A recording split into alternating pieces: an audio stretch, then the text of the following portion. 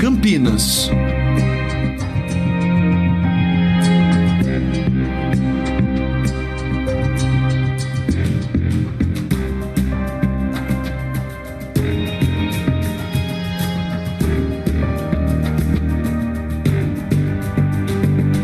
Guarulhos.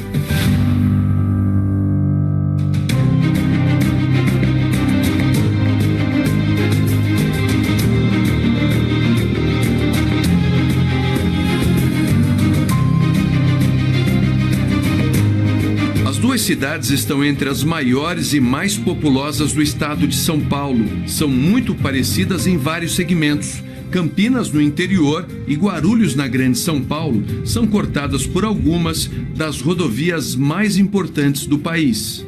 Elas têm grandes aeroportos. Viracopos é um dos maiores em movimentação de cargas no país. O Aeroporto Internacional de Guarulhos é o maior da América do Sul.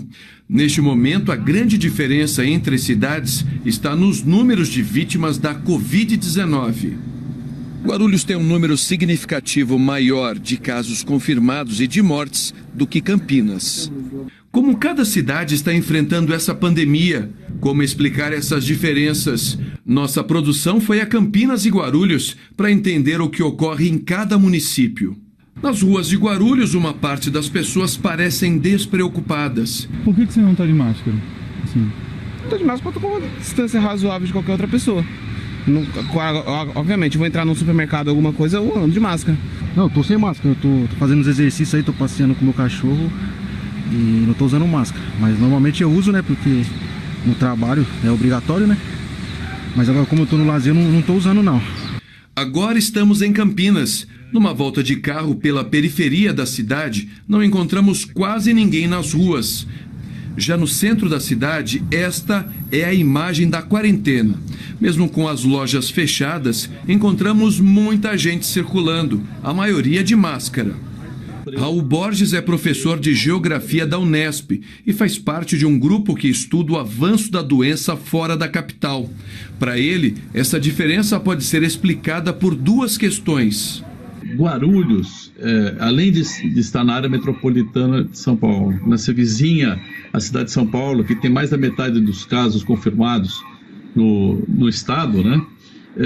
Você tem uma desigualdade social muito maior, né? Um estudo feito pelo IBGE mostra que Guarulhos, proporcionalmente, tem uma população vivendo em favelas mais do que a própria cidade de São Paulo. Então, está se verificando um impacto muito maior em Guarulhos, dadas as próprias condições, né, da precariedade das condições de vida. Um dos principais problemas é a proximidade com a capital, porque é o epicentro. O epicentro do Brasil é a Grande São Paulo. Então, a gente sofre esses reflexos, obviamente. Nós temos o maior movimento pendular do país. São Paulo, Guarulhos tem o maior movimento pendular. O que é? Pessoa que sai de Guarulhos todos os dias para trabalhar em São Paulo ou vice-versa. 140 mil pessoas. E ainda temos o maior aeroporto da América do Sul, onde aproximadamente 50 milhões de pessoas transitam, entrando e saindo do país. Em Guarulhos, os primeiros casos começaram a ser diagnosticados no centro, na região do aeroporto, e agora está se espalhando para a periferia. Quase 300 mil pessoas vivem em favelas. Ricardo dos Santos olha pela janela de casa e vê muitas pessoas sem máscaras circulando pela rua e mostra o atestado de óbito do pai. Ricardo sabe que se todos respeitassem a quarentena, o número de mortes por Covid-19 poderia ser menor na cidade.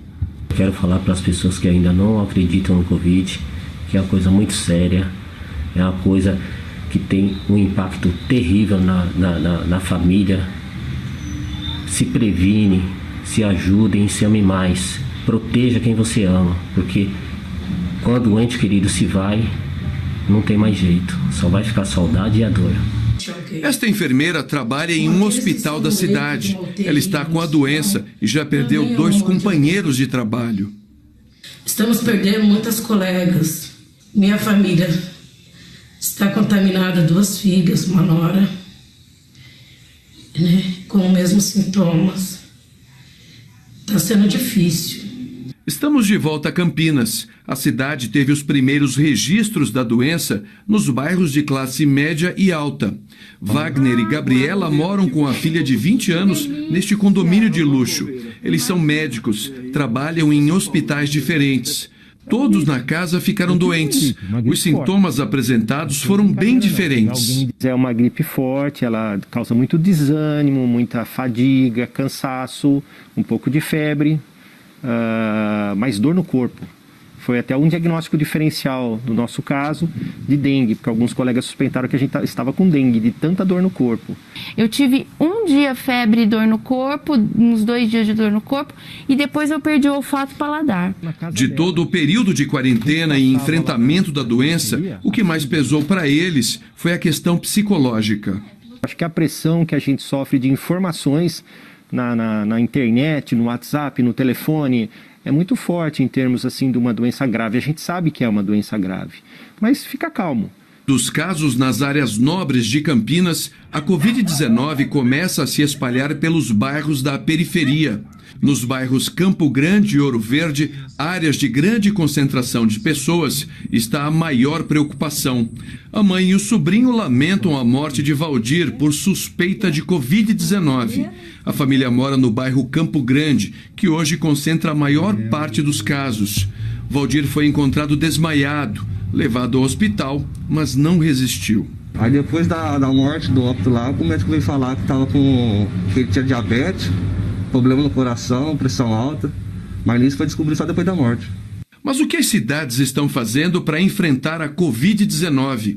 Em Campinas, para que os casos da doença não subissem tanto, a Central de Enfrentamento da Covid-19 começou a fazer o isolamento social no dia 16 de março, uma semana antes do decreto estadual de isolamento. Nós sabíamos que nós não estaríamos imunes.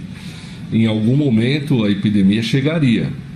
E chegaria com a força que a gente pudesse segurar o máximo possível, né? Então, a cidade, ela tem algumas coisas que nos ajudam muito. Ela tem uma rede de hospitais muito boa, ela tem uma rede de atenção primária muito bem organizada. As duas cidades têm hospitais de campanha. O de Guarulhos foi o primeiro do país a ser construído. O espaço tem drive-thru para atender pacientes em 6 veículos ao mesmo tempo. Dentro do hospital tem laboratório, tomógrafo, raio-x e ultrassom. São 56 leitos de enfermaria e 14 de UTI. Toda a estrutura custa R$5 milhões por mês. Na conta, tem o gasto com o pessoal, são 100 profissionais, todos os insumos e os remédios. Os hospitais municipais e o hospital de campanha têm 54 leitos de UTI reservados para os pacientes vítimas da Covid-19. De acordo com a prefeitura, a cidade tem recursos bloqueados pela justiça. Falta dinheiro e respiradores no mercado para aumentar o número de UTIs na rede de saúde. Hoje, no momento, nós estamos batalhando para conseguir recursos. Por quê? A gente teve um orçamento de guerra que foi votado, mas infelizmente, por uma liminar da justiça, a gente não consegue utilizar outros recursos que não da saúde para combater o coronavírus. Em Campinas, o hospital de campanha foi montado por uma ONG. São 36 leitos, mas pode chegar a 114. Nas ruas, é possível ver agentes de saúde e de segurança que fazem blitz para tentar conter o avanço da doença e manter as pessoas em casa. Campinas também conta com o Hospital de Clínicas da Unicamp, referência para 6 milhões de pessoas. Nas últimas semanas, a curva de contaminação indica o risco de colapso para o atendimento de pacientes de mais de 60 cidades ao redor de Campinas. Esta área do Hospital de Clínicas da Unicamp foi reservada somente para as pessoas com sintomas da Covid-19. Só passam daqui profissionais de saúde com todos os equipamentos de proteção individual. E a UTI, que tinha taxa de ocupação de 70% nos últimos dias, está perto de 100%. A cidade se preparou, mas nenhuma cidade está isenta de ter um colapso, porque quando você tem um número muito grande de pessoas doentes ao mesmo tempo, mesmo com todo o preparo que pode ter acontecido, pode haver uma desassistência. O hospital é um dos mais procurados por pessoas da cidade e da região. A confiança no sistema é uma das causas de Campinas estar numa situação melhor em meio à pandemia. E por que a senhora resolveu procurar hoje aqui o hospital? Eu tive muita febre, muito dor no corpo, muito o olho doendo, a cabeça muito dolorida dentro. Na emergência do hospital, conversamos com a médica que tem 300 profissionais na escala e se revezam no trabalho. Ela explica que o hospital tem estrutura para enfrentar o avanço da doença e mostra onde ficam os pacientes que chegam e precisam de cuidados especiais.